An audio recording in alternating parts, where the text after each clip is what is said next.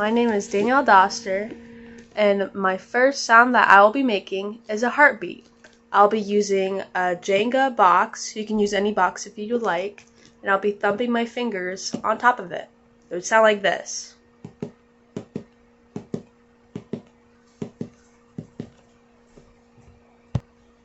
My next sound is footsteps on grass, and I'll be using a paper and crumpling it up with my hands. It would sound like this.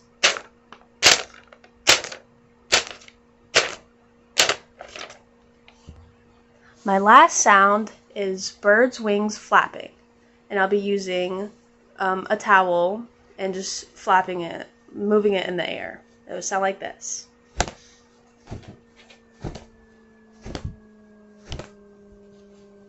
And that is it.